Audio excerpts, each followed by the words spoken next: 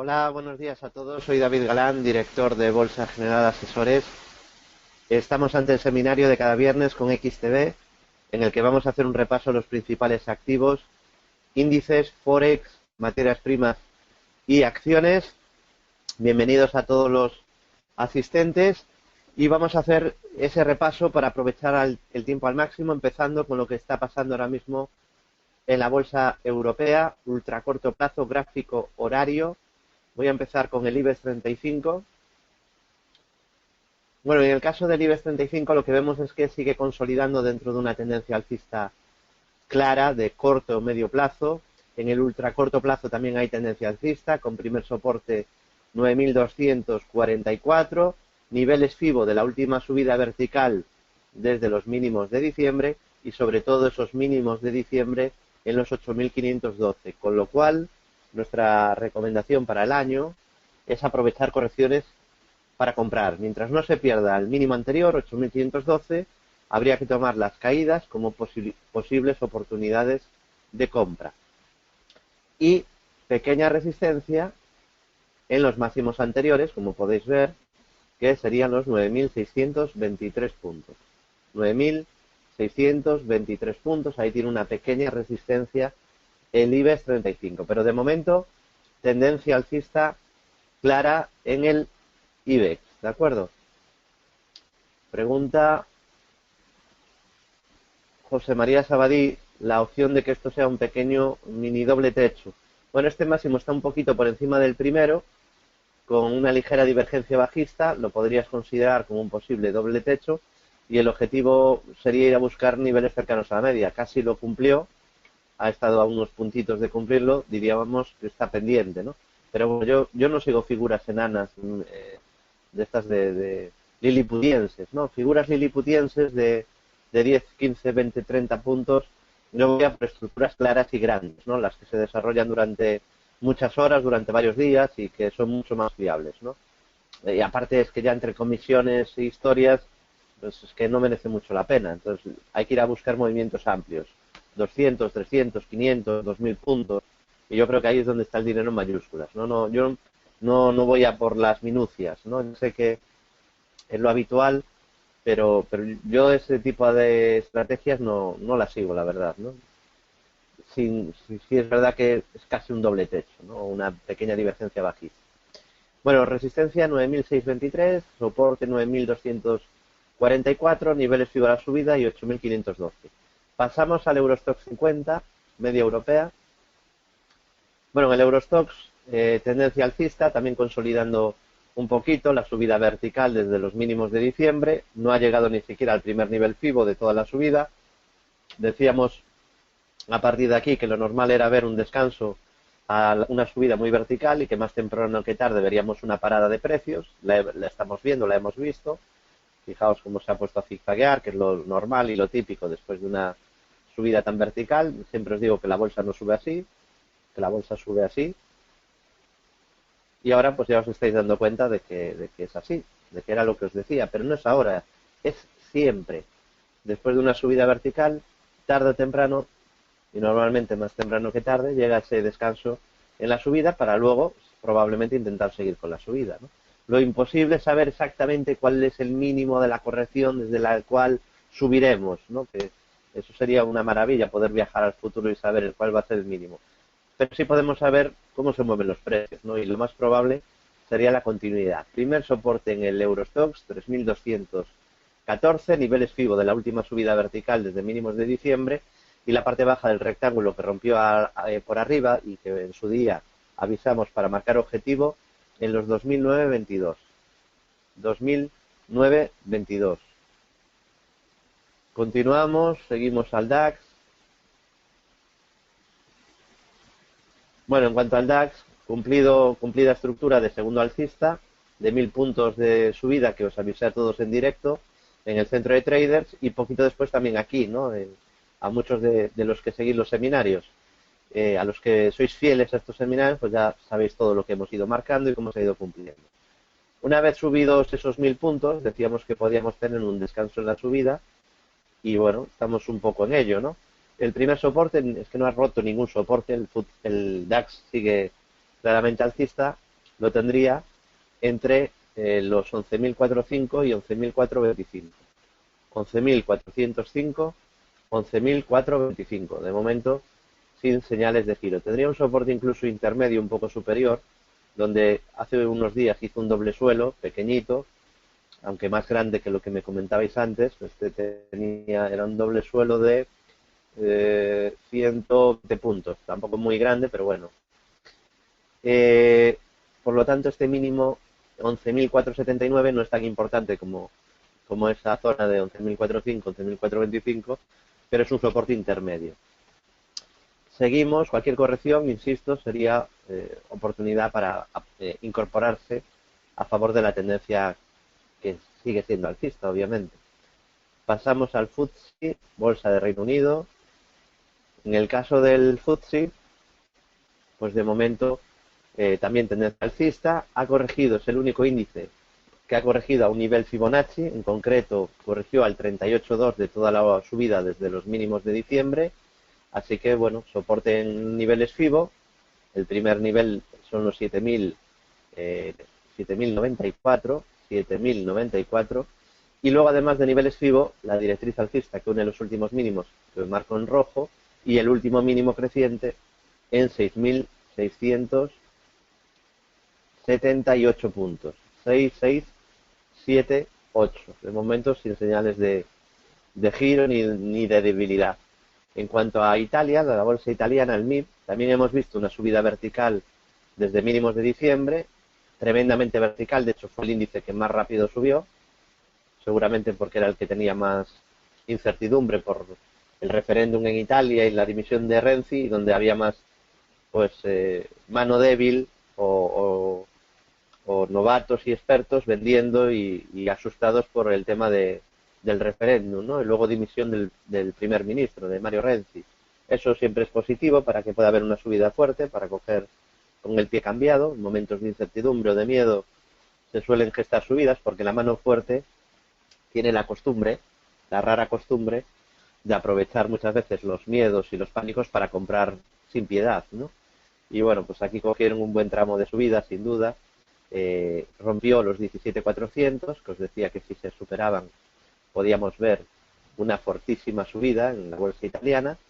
Y después, una vez ya se había cumplido también no solo el rectángulo, sino una estructura de 3 impulsos más dilatación, siguiendo el método FIBO que explicamos paso a paso en el curso online de Bolsa General, pues era muy normal que viéramos un descanso o consolidación.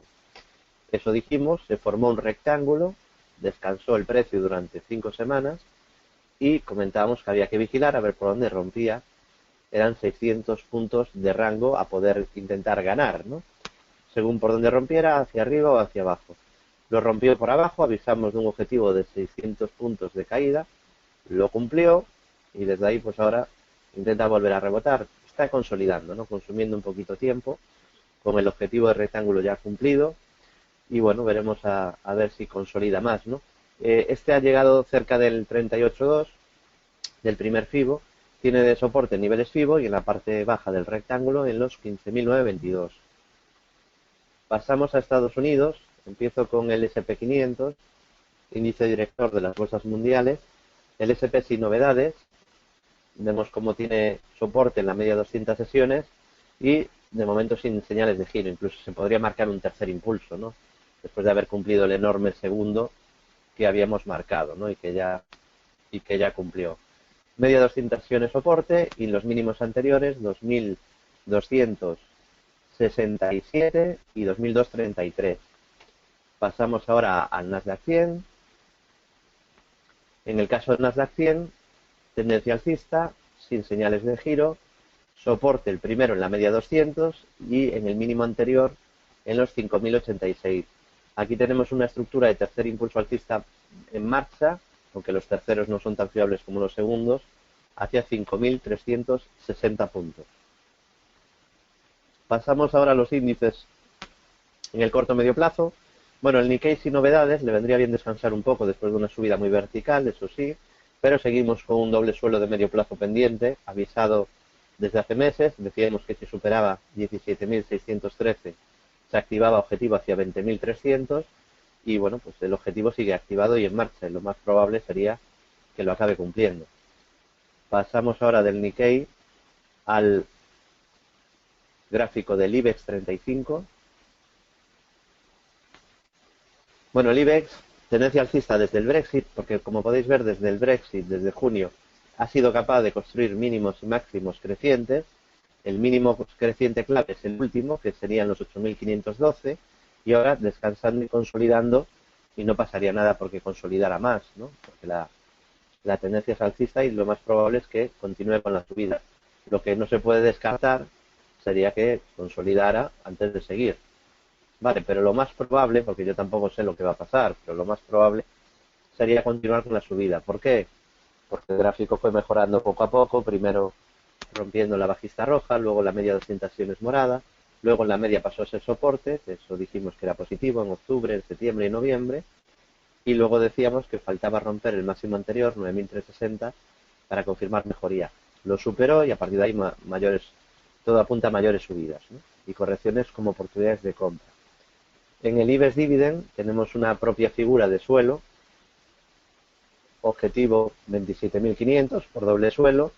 En el caso del Eurostoxx 50 tenemos la misma figura que en el Nikkei y que en el IBEX Dividend. En el caso del Eurostoxx 50 el objetivo son los 3.620 y todo apunta a que lo más probable sería que se acabe logrando también ese objetivo, ¿no? Por eso desde finales del año pasado somos muy positivos también en esos índices, ¿no?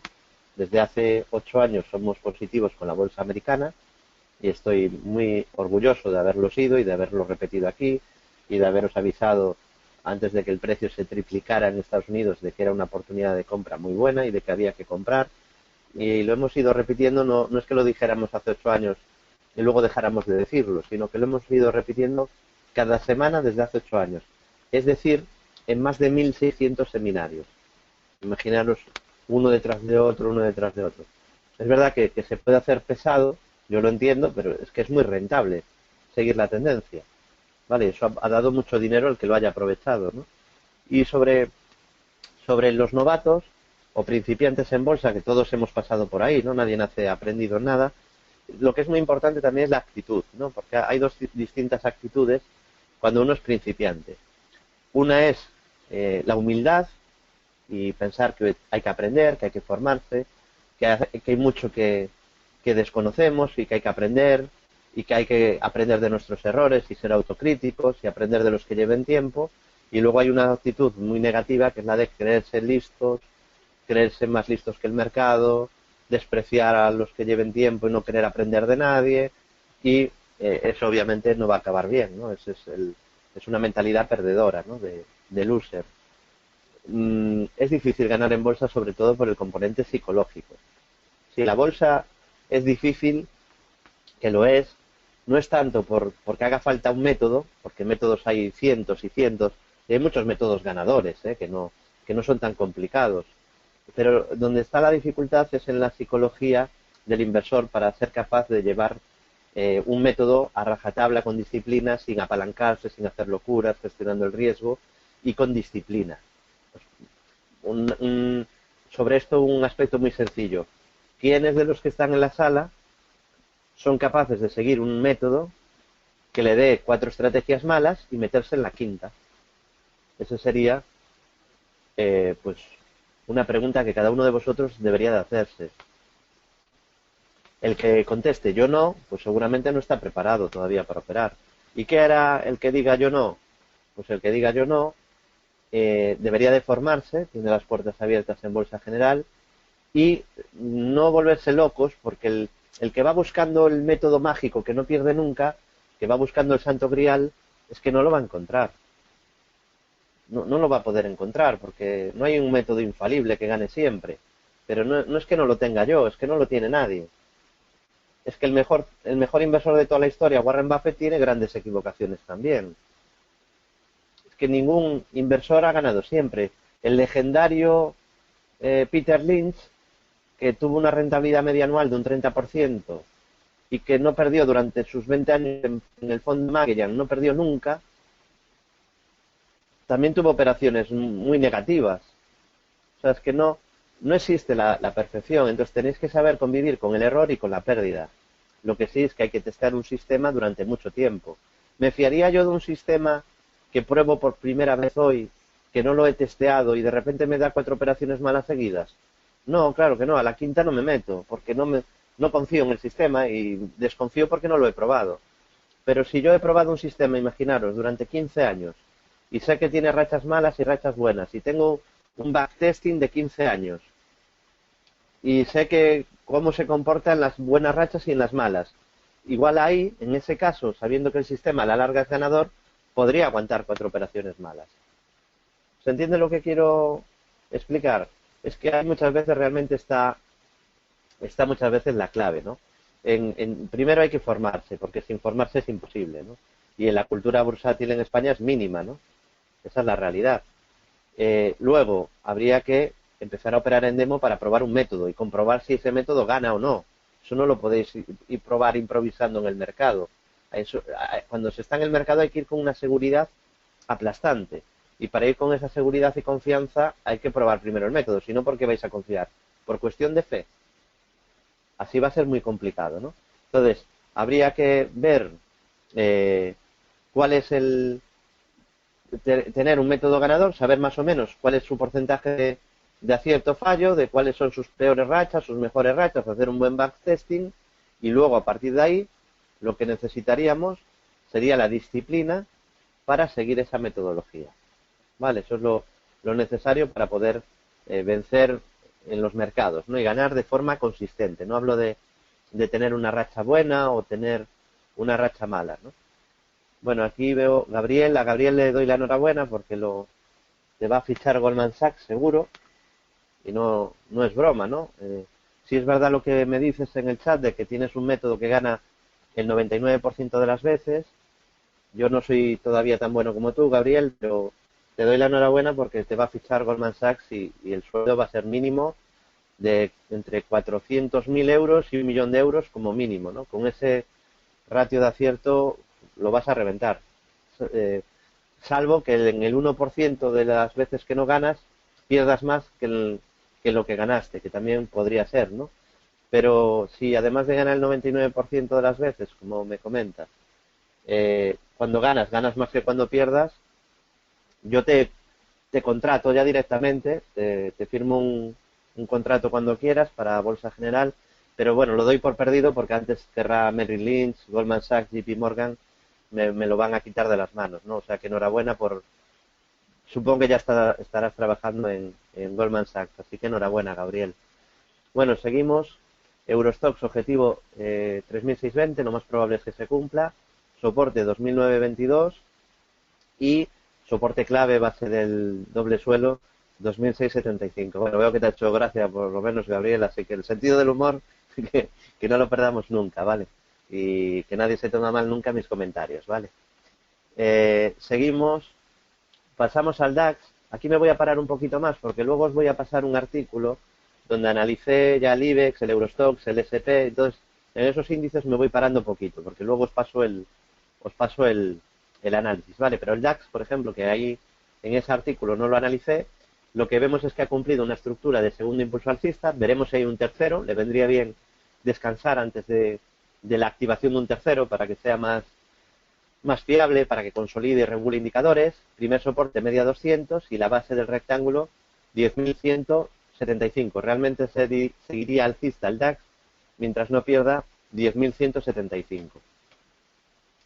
Pasamos ahora al FTSE, a la bolsa de Reino Unido. En cuanto al FTSE, tendencia alcista, ha cumplido el hombro cabezón invertido hacia 7.325. Comentábamos que una vez cumplido aquí, lo normal era un descanso, ha tenido un descanso de cierta intensidad, tampoco muy grande, y lo normal sería que subáramos algo más, como os repetía, porque tenemos ahí pendiente el objetivo 7.400, de rectángulo de largo plazo. Así que bueno, la tendencia es claramente alcista, la media de 200 sesiones subiendo como primer soporte, y en el último mínimo creciente, que serían los 6.678 puntos, que ya lo comentamos antes también. Bolsa italiana, MIB. En gráfico diario vemos prácticamente lo mismo que comentaba antes en gráfico horario, porque al final si vemos gráfico horario con muy poco zoom, las estructuras son las mismas, ¿no? El gráfico no es diferente, obviamente, ¿no? Todo depende de con cuánto zoom veas el gráfico, además del horizonte temporal, el timing con el que abra ese gráfico, ¿no? Horario, diario, semanal. Bueno, en el caso del MIP, la tendencia es alcista, está consolidando después de una subida también muy vertical, de hecho subió en más de 3.000 puntos, 3.500 puntos desde los mínimos de finales de noviembre, y tiene soportes en niveles FIBO de la subida, en la media 200 y en los mínimos del rectángulo 15.922. Comentar también cierto soporte en los mínimos de esta vela, con sombra inferior alargada, que provocó un rebote en los 18.424 puntos. 18.424. Seguimos. Pasamos ahora al gráfico del SP500, índice director de las bolsas mundiales.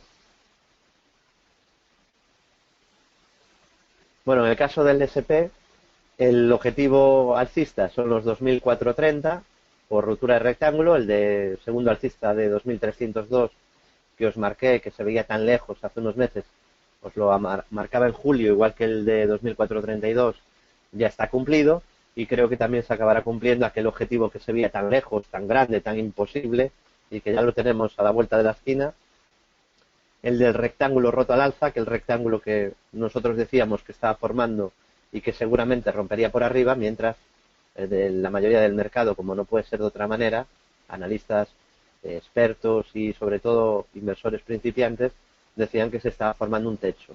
Y yo insisto en que no es que yo sea muy listo, sino en que yo lo que hago es aplicar análisis técnico profesional, aplicar los fundamentos de los mejores inversores y traders de la historia.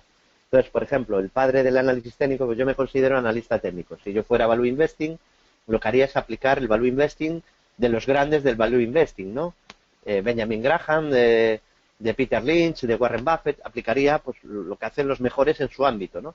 Como soy analista técnico, tengo que aplicar pues lo que han escrito los grandes del análisis técnico, ¿no? Pues Charles Dow, el padre del análisis técnico, Wyckoff, Livermore, Stan Weinstein, pues tengo que aplicar eso, pues si no, no soy analista técnico. Entonces decía Charles Dow que una tendencia es más probable que siga que cambie mientras no haya figuras de cambio de tendencia. Y además este rectángulo, desde el punto de vista del análisis técnico tradicional, suelen ser figuras de continuidad de la tendencia previa. Con lo cual no tiene ningún mérito lo que nosotros hicimos aquí de repetir durante meses que aprovechéis las caídas para comprar porque lo normal es romper por arriba. No tiene gran mérito, ¿no? Que entréis ahora a YouTube y veáis que durante meses y durante 500 seminarios apostábamos a más subidas. Es simplemente aplicar los consejos de los mejores traders de la historia. Y como estamos de celebración, porque se cumple un año, el tiempo pasa, la verdad, que pasa volando, se cumple un año de la publicación de nuestro primer y único libro, después de 10 años en Bolsa General, con el Grupo Planeta, el pequeño libro de los grandes inversores, porque quería que aprendierais de los mejores traders de la historia, y que nuestro primer libro no fuera sobre nosotros mismos, sino que aprendierais de los mejores inversores de la historia. Os voy a leer una cita, ¿vale? Un consejo de alguno de los mejores traders de la historia, ¿de acuerdo? Y os voy a leer una cita que viene un poco al tema este que estoy hablando ahora, de uno de los grandes de la inversión, que es Peter Lynch. Y decía Peter Lynch, los inversores han perdido mucho más dinero preparándose para las correcciones o tratando de anticiparlas que lo que han perdido en las propias correcciones. Claro, imaginaros los que llevan vaticinando caídas en la bolsa americana desde el año 2010, que yo como lo viví, lo sé, en 2010 la mayoría decía que no os fiaréis de este rebote, que era un rebote del gato muerto y que iba a venir un hundimiento de la bolsa americana, que no compraréis bajo ningún concepto el S&P a 1.000 puntos. Ahora está a 2.300. O que no compráis el Nasdaq antes de que se triplicara, que cuidado que iba a estallar la otra burbuja, que venía el crack del 29, que no os fiaréis del rebote. Luego siguió subiendo, cuidado que se está formando una burbuja. Siguió subiendo, cuidado que esto es una manipulación de la FED y no sé qué, y se va a hundir. Hay un alumno que me decía el otro día, David, aún me acuerdo de una clase tuya en la FE Business School, donde decías, si el mercado está manipulado, no seas imbécil y aprovecha la manipulación. Claro, porque no hay nada más tonto que un inversor que diga, no, yo no compro porque esto está manipulado y lo están subiendo artificialmente. Y sabiendo que lo están subiendo artificialmente y que a los grandes les interesa que suba, en vez de estar largo, que esté corto. O sea, sería el premio al tonto del año, ¿no? No sé si coincidís conmigo en eso. El analista técnico no entra en sí, en por qué sube el precio, sino lo que hace es aprovechar lo que haga el precio. ¿Se entiende ese matiz? Vale, entonces Peter Lynch dice, y dice una verdad como una casa, que la mayoría de inversores pierden más dinero por anticipar los giros que con la caída que puede venir. Por el miedo, es que puede caer, pierde mucho más dinero que incluso si se hubiera comido toda la caída que luego pueda venir. Vale, que obviamente vendrá, pero lo que hay que aprovechar son las tendencias. Imaginaros estar 10 años ya no solo parado, viendo al mercado subir, como una vaca viendo pasar un tren, ¿no? Se queda ahí parado, no tiene ningún sentido, pero todavía menos estar buscando cortos mientras el mercado sube. Entonces, cuando el mercado sube hay que comprar, cuando el mercado baja hay que vender. Y es algo muy simple, pero el querer anticiparnos, el querer llevar la razón, el tener un ego muy grande, pues nos hace que mucha gente haga operaciones muy malas, ¿no? O que estén empeñados en coger el mínimo, en vender en máximos, en buscar techos, en buscar giros, en vez de entrar cuando ya se haya producido el giro. No hay que adivinar nada para ganar dinero en bolsa. Es que yo no podría ganar dinero en bolsa. Montoro no estaría contento conmigo si yo me dedicara a adivinar, porque no sé adivinar, no tengo ni idea de lo que va a pasar en el mercado. Sí puedo tener un método que me indique lo que es más probable. Vale, ese es el matiz y la diferencia que es muy importante. Bueno, gracias. Magda dice, ya lo tengo, muy buen el libro. Y un aviso más, que antes os hablé de los métodos FIBO, que explicamos en el curso. Y bueno, ya es el penúltimo día que os voy a dar la lata con esta promoción, ¿no? Pero bueno, para que nadie se la pierda y luego no me pregunte si le podemos hacer una oferta, una rebaja, porque la hacemos esta oferta una vez al año y quedan 5 días de oferta, curso más informe de recomendaciones. Es un descuento en el precio del curso del 10% y además regalo del informe anual de más de 100 páginas de oportunidades de trading en acciones, índices, forex y materias primas. ¿De acuerdo? Bueno, sí, verdad, ¿no? Me decís, Montoro nunca estará contento, ¿no? Ni pagando plusvalías, siempre querrán más. Sí, en eso creo que todos estaremos de acuerdo, ¿no? No creo que haya nadie que diga, yo quiero pagar más impuestos, ¿no? En eso no creo que haya nadie. Bueno, seguimos. Porque luego, claro, luchas y luchas durante años para ganar dinero en bolsa, pero hay uno que no lucha nada y sí, cuando llegas a la fase de que ganas dinero, le tienes que dar ahí una parte del pastel y de tus beneficios bastante importante, ¿no? Que de eso se habla poco. Se habla poco porque la verdad que muy poca gente gana, ¿no? Dinero en bolsa. Entonces, es algo que no suele preocupar. Pero cuando llegas ya al punto que ganas dinero en bolsa, después está Montoro también que quiere llevarse su parte de cada doble suelo, de cada doble techo, de cada rectángulo que se cumpla, de cada estructura de Fibonacci. Él no traza los fibos, pero se lleva también su pastel, su parte del pastel. Seguimos. Vamos a Forex. En el caso del euro-dólar, sí, claro, de las pérdidas no se hace partícipe, no. Es una cosa curiosa, ¿no? Del mercado. En el caso del euro-dólar, lo que podemos ver es que ha frenado la caída justo en el 61.8. De hecho, ayer en el chat, aquí, les decía, ojo que aquí lo tenemos en soporte, lo decíamos en la sesión del miércoles, ojo que lo tenemos en soporte en el 61.8. Vamos a ver si ahí intenta un rebotillo. Bueno, pues fijaos que ahí, justo ahí, ha intentado un buen rebote el euro-dólar. Veremos si desde aquí es capaz de seguir con la subida. Activaría una estructura de segundo impulso alcista de superar los 1.0828. 1.0828.8. De superar ese nivel podríamos pensar en más subidas. Aquí lo único que ha hecho es romper una directriz bajista muy clara, que a su vez, si trazamos la paralela por debajo, nos da una especie de canal, ¿no? Que rompe al alza y cumple el objetivo por ruptura de canal. Vamos a ver si tiene fuelle para seguir con la subida y supera 1.0828.8 y activa un segundo alcista. Tiene un soporte muy importante en los 1.0340 e incluso tiene un doble suelo activado hacia 1.0950. Pero lo que hemos dicho es que en el medio plazo, claro, estas estructuras que dices, en caso de que cumpla, le va a costar mucho, ¿no? ¿Por qué? Porque si vamos al gráfico diario del euro dólar, claro, fijaos, es que la media de 200 es baja, habría roto un rango lateral por abajo, aunque en el punto que lo activó, justo aquí os dije que era una buena zona de compra, porque había mucha sobreventa, decíamos, antes de caer seguramente va a rebotar. Vale, lo comentaba en los informes y también aquí en estos seminarios, si queréis rebobináis y vais a los seminarios de diciembre y veis lo que decíamos, ¿no? Que seguramente antes de caer, porque llevaba ya una buena caída desde la victoria de Trump y una buena subida al dólar, y que era normal que ahí intentara un rebote el euro, ¿no? Problema, resistencia en la media de 200, ¿no? Ahí va a tener un obstáculo importante, la media baja, y por tanto es zona de resistencia importante para el futuro. Y en cuanto a la libra dólar, un poco repetir lo mismo, porque claro, es una estructura grande, está intentando un suelo, pero está bajista. Fijaos que ha chocado con la media 200 que está bajando, a la primera era muy difícil que lo superara, de hecho normalmente en los procesos de suelo la ruptura de la media cuesta, y solo tendríamos confirmado un suelo de medio plazo y clara mejoría en la libra si supera 1.27.747. 1.27.747. En caso de superar ese nivel, tendríamos una figura de suelo. ¿De acuerdo?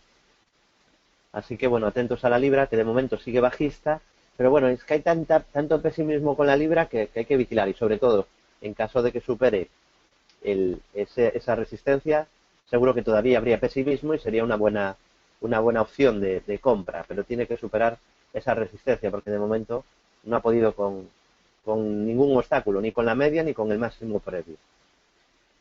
Seguimos con el petróleo. Pasamos al Brent. Bueno, en el caso del petróleo Brent, ayer se quedó frenado en una resistencia importante, ¿no? De hecho, un cliente me comentaba ayer, con el petróleo justo aquí, si había roto un triángulo, ¿no? Yo le decía, cuidado, espérate a que rompa este máximo, 56.25. Y curiosamente, casualmente, se quedó en 56.24. Esto es verídico, y para no perder 2 minutos no voy a enseñaros el centro de traders, la captura. Si queréis lo hago, pero supongo que la mayoría ya se fía de lo que voy diciendo y así adelantamos tiempo, ¿no? Pero si no, os lo enseño en 1 minuto. Y justo se paró en 56.24 y ahí dejó una vela entre doji lápida y caracasa negra invertida que marcaba resistencia en esa zona, ¿no? Entonces lo normal tras esa vela era caer como hizo a este nivel. Yo seguiría vigilando sobre todo, fijaos, el rectángulo grande de muy corto plazo que tiene entre 53.70 y 53.90 como soporte y resistencia en la zona 58.75. Vale, esos serían los niveles de soporte y resistencia a vigilar. Creo que como es un canal bastante claro, aunque me hubiera gustado un toquecito más arriba por aquí, pero lleva tiempo sin tocar la parte alta, pero bueno, creo que es bastante claro, y en caso de que lo rompa, pues se activaría un objetivo bastante claro, ¿no? De más de $4, así que lo vigilaría de cara a próximas sesiones, ¿no? Podríamos marcar también cierta resistencia en una directriz bajista que une los últimos máximos y que podría ser una resistencia intermedia a vigilar, y que de superarla, pues a lo mejor nos llevaría otra vez a la parte alta, como mínimo de ese rectángulo, ¿no? Entonces, sería con lo que me quedaría, ¿no? Con vigilar esa especie de ese rectángulo y esa directriz como resistencia. Y ahora pues ha roto algún pequeñito soporte de muy corto plazo y veremos si se va a la parte baja, ¿no? Yo de momento no compraría el petróleo, hay que dejar que consolide. Seguimos, pasamos a materias primas, a otras, en este caso metales preciosos. Me voy al oro primero. Bueno, el oro atacando otra vez resistencia, la media 200 y el 61.8, ¿no? Esta zona es zona de resistencia entre la media 200 y el 61.8 de la última caída. En fase de rebote, y bueno, veremos qué fuerza tiene el oro, ¿no? Lo curioso es que está subiendo sin que la bolsa haya caído nada, ¿no? Entonces, si la bolsa cayese, pues igual le daba un un apoyo extra al oro, que ya sabéis que a veces funciona de activo refugio, ¿no? Cuando hay algo de miedo, pues suele comportarse mejor. Pero de momento no ha podido con la primera zona de resistencia. Y en cuanto a la plata, vamos a ver el gráfico de la plata, que suelen ir bastante de la mano y está en un comportamiento similar en fase de rebote de corto plazo, pero tampoco me fío mucho. ¿Por qué? Porque lleva una buena subida desde los mínimos, ya no está en niveles de sobreventa, como estaba aquí abajo, que decíamos podía tener algún rebote. Desde que superó esta resistencia que os marcaba entre 17.32.5, ya ha tenido un buen trámite de subida, y yo creo que en cualquier momento ese tramo de subida se puede agotar. O sea, creo que no tiene un buen timing de compra ahora mismo la plata, ¿no? Es verdad que ha roto estos 17.32.5 y que decíamos que al superarlo como mínimo iría a buscar la zona de la media, que ya lo ha hecho, y luego tiene otro obstáculo importante en 18.98, en este máximo anterior, ¿no? Está en fase de rebote, pero no le veo ninguna estructura pendiente de segundo impulso, ni de doble suelo, ni de hombro cabeza hombro invertido. No hay ningún objetivo activado y sería más prudente, o sería prudente. No le veo un gran atractivo, le veo más atractivo a otros activos. Bueno, y llegamos con un poquito de tiempo para comentar un par de gráficos.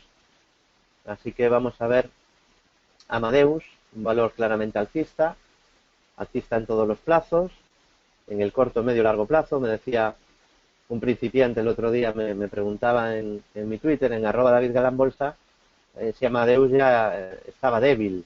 Hombre, bendita debilidad, ¿no? Yo os hago una pregunta, porque si no va a parecer que yo tengo un sesgo, que yo veo a Amadeus con ojos de enamorado, ¿no? Yo veo todos los valores con la misma perspectiva. Yo no tengo nada a favor ni en contra de ningún valor, no le tengo cariño a ningún valor, pero no son personas, no son seres humanos, son empresas y yo intento analizarlas de manera fría. Oye, pues este es alcista, este es bajista, con ojos neutros, sin enamoramientos. ¿Este valor lo veis débil o lo veis fuerte? ¿Cómo lo veis? Estoy enseñando el gráfico de Amadeus desde el año 2011. Yo lo tengo muy claro, ¿no? Pero quiero ver si tenéis la misma visión que yo. Enrique dice fortísimo. Dice Luis, lo veo débil si el gráfico está al revés.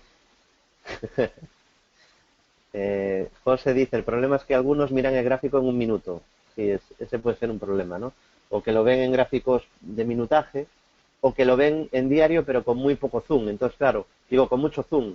Me imagino que si alguien ve el gráfico así, dice, oye, que lleva ahí unas semanas que no sube. Si lo veo así, pero claro, es que verlo así no tiene ningún sentido, que solo estoy viendo 20 velas. Viendo el gráfico con un poco de perspectiva, yo aquí no veo aún debilidad. Que no digo que no pueda romper soportes, pero es que vuelvo a lo mismo. ¿Quién soy yo? Hombre, si tengo el ego gigantesco, si soy prepotente y soy muy poco humilde, puedo creerme capaz de adelantarme a lo que haga el precio, ¿no? Y ir por delante del mercado. Pero es que yo quiero ganar dinero y además no me considero tan bueno, ¿no? Intento partir de la base de que el mercado manda y que yo tengo que seguir al mercado. No soy yo el que manda y el mercado me sigue a mí. Vale, cuidado con ese ego, que hay un montón de novatos y de expertos también que marcan lo que va a hacer el mercado. Yo simplemente sigo lo que me vaya marcando el precio, sus estructuras y su tendencia. Entonces, a día de hoy no tengo ningún elemento de juicio para ser negativo con Amadeus, ¿no? Dice Freddy, fuerte, se mire por donde se mire. Fernando, muy alcista. César, alcista. Luis, brutal.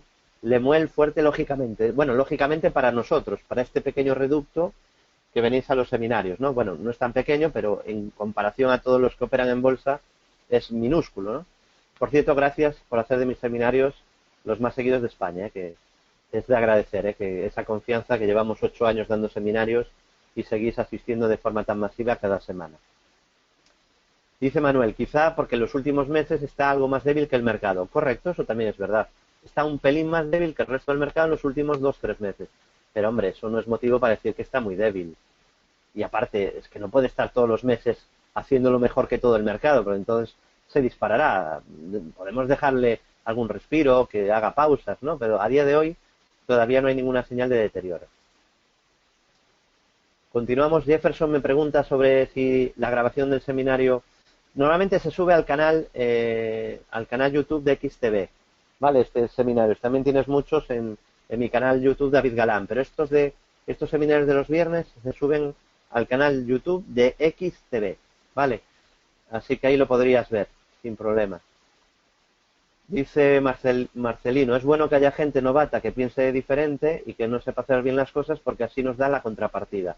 Muy inteligente ese comentario, es real, pero bueno, tampoco necesitamos tanta contrapartida porque es que la cantidad de inversores que hacen mal las cosas es un 99%. O sea que tampoco necesitaríamos que el 99% de los inversores hicieran las cosas al revés, ¿no? Bueno, continuamos. Veo Sergio irónico, ¿no? Dice, el que está fuerte es popular. Bueno, no hagamos leña del árbol caído, ¿no? Que habrá mucha gente sufriendo, arruinada en popular, ¿no? Y gente que no siga estos seminarios, obviamente, ¿no? Porque hemos hablado pestes de popular durante muchos años seguidos, ¿no? Desgraciadamente todavía popular no ha mejorado, como vengo comentando desde hace un montón de años, sigue bajista, desde hace 9 años cayendo con mucha fuerza desde los 15 euros y con la media 200 que sigue bajando a día de hoy, ¿no? Bueno, a ver si puede rebotar, ¿no? Pero soy consciente que hubo gente que le molestó aquel chiste que hizo hace 2 años de cuando compras pop te salta el stop, emulando la famosa publicidad de una marca de patatas fritas, pero no era por... Claro, el tema es que cuando lanzo un aviso así, digo, para que le quede muy claro a los que quieren entrar, porque había mucha gente que quería comprar Popular y que decía que estaba barato y me preguntaban por Popular continuamente en los consultorios de bolsa, ¿no? Mi aviso era para los que estaban pensando en entrar, ¿no? Por lo menos para evitar nuevas ruinas, aunque soy consciente que a lo mejor el que ya estaba arruinado, pues eso no le hará gracia ninguna, ¿no? Pero desde luego no era con mala intención, ¿no? El avisar durante años que Popular era muy bajista. Y al final, porque hay gente que se enfada, David, ¿pero por qué dices que es bajista? Me lo digo porque es, y además también quiero decir una cosa, nos siguen miles de personas, ¿no? Desde hace años, pero yo no muevo el mercado, es decir, que nadie piense que yo tengo la influencia de decir ahora, no, Popular pinta muy bien y va a subir, y que gracias a que lo diga yo va a subir el Popular, ¿vale? O sea, seamos realistas, yo no me creo el ombligo del mundo, yo no voy a mover el mercado, o sea, que no es que porque yo sea negativo cae Popular, ¿vale? Sino que como Popular cae yo soy negativo, yo no soy la consecuencia, yo digo analizo lo que veo en el gráfico, nada más, ¿vale? Entonces, a día de hoy, pues Popular sigue bajista, y es una pena porque, claro, cuando era bajista Popular, pero eran todos los bancos, o todos los bancos menos Bankinter, eran bajistas, pues oye, igual se llevaba mejor por parte de los inversores de Popular, pero claro, es que está subiendo la banca, y es que esto no sube ni subiendo toda la banca, ¿no? Realmente es lastimosa, ¿no? La situación de Popular. Ojalá algún día recupere porque hay mucha gente que está con pérdidas muy fuertes, ¿no? Bueno, seguimos. Visto Popular y termino con algún valor que me gusta, como BMW, que tiene una figura de doble suelo activada, objetivo 99 euros. Creo que lo más probable es que lo acabe cumpliendo. De momento tendencia alcista. O vamos también a ver el gráfico en Estados Unidos. En este caso ya es muy tarde para entrar, pero quiero actualizar un gráfico del que hemos hablado durante muchos meses y durante varios años, que era Cisco. Os ponía de ejemplo como el valor que más me gustaba en bolsa americana en los seminarios del año 2014 y 2015, y solo comentar que el objetivo que marcamos del 50% de subida de momento sigue bien, aunque todavía le queda en torno a un 7% más o menos, ¿no? Pero de momento el objetivo seguiría activado hacia niveles de 36,13, ¿de acuerdo? 36,13. No sé a qué te refieres, Carlos, con lo de salir de BMW. ¿Te refieres eres cliente de la cartera de corto plazo? Mientras bebo un poquito de agua. En un seminario que había salido, sí, pero en el corto plazo. El objetivo de medio plazo hacia 99 está activado. Hay que saber diferenciar. Yo, por ejemplo, siempre lo explico, que yo la gran parte de mi capital lo utilizo para coger tendencias grandes de medio plazo y grandes objetivos.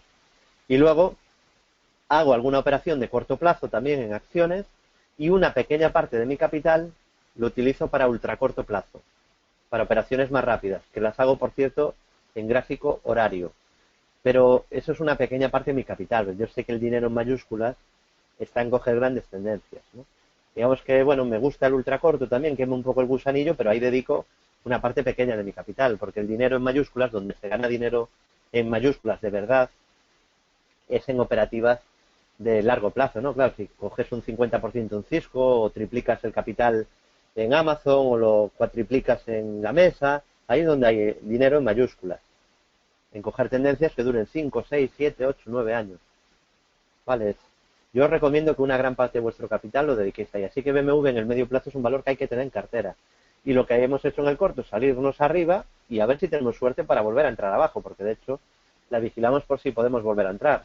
Aunque en una de las carteras ya no tenemos hueco, ¿no? Porque tenemos muchas posiciones largas. Pero en otra, en la swing, sí tenemos hueco y en caso de caídas volveríamos a entrar en el valor para posición swing, ¿vale? Y swing te obliga a que no puedes seguir tendencias de medio plazo, sino que vas cogiendo movimientos de corto. Cada cosa tiene su horizonte temporal, ¿no?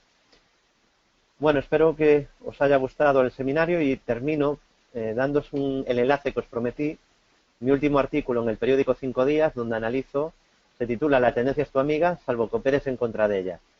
Y análisis del IBEX, Eurostoxx, FTSE, Nikkei y SP500. Ahí os dejo en el chat del seminario toda la información, el enlace, espero que os guste mi último artículo en el periódico. ¿De acuerdo? Así que, sí, el riesgo en Cisco era un stop holgado, claro, es que para ganar mucho dinero también tienes que tener estos holgados, ¿no? Esto no es cuestión de que vayas a ganar muchísimo con un stop del 1%, eso no existe, ¿no? Bueno, hasta aquí el seminario de cada viernes con XTB, gracias a todos por vuestra confianza. Ya sabéis que nos podéis seguir día a día en bolsageneral.es, en nuestro foro gratuito y en redes sociales, en el grupo Bolsa General de LinkedIn, en el Facebook de Bolsa General, en mi Facebook David Galán Bolsa General, en el Twitter @Bolsa General, en mi Twitter personal @David Galán Bolsa, en nuestro canal YouTube David Galán, y cualquier duda nos podéis enviar un correo a bolsageneral@bolsageneral.es. Muchas gracias a todos y desearos como siempre muy buen trading.